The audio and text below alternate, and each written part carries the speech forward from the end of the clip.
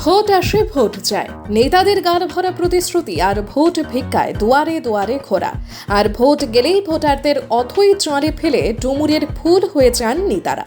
দীর্ঘদিন ধরে কুমারঘাট ব্লকের আওতাধীন এমডাপাশা বাজার থেকে 2-3টি গ্রাম অতিক্রম করে পশ্চিম কাঞ্চনবাড়ি গ্রামে যাবার প্রায় 10 থেকে 12 কিলোমিটার রাস্তাটির বেশ কয়েকটি স্থান আজ বেশ কয়েক বছর ধরেই বেহাল দশায় রয়েছে। বর্ষার মরশুমে এলাকার মানুষজনদের জীবনের ঝুঁকি নিয়ে এই রাস্তার উপর দিয়ে প্রতিদিন চলাচল করতে হয়।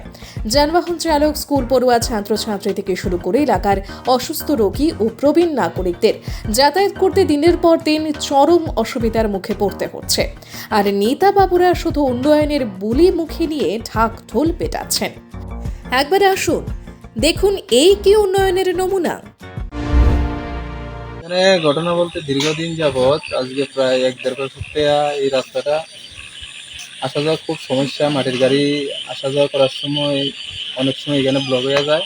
তো অনেকবার পঞ্চায়েতেও কোয়া হয়েছে, প্রধান মেম্বারের কোয়া হয়েছে, কিন্তু ওরা চেষ্টা করে ঠিক আছে, কিন্তু এটার পরিবর্তন দেখি না আর কি। কেউ যে সামনে আয়া যে প্রতিবাদ করবো এই ধরনের কেউ দেখি না।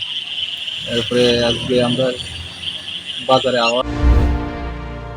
ফটিকরায় থেকে বিকাশ কপালের রিপোর্ট, নিউজ অন টাইম।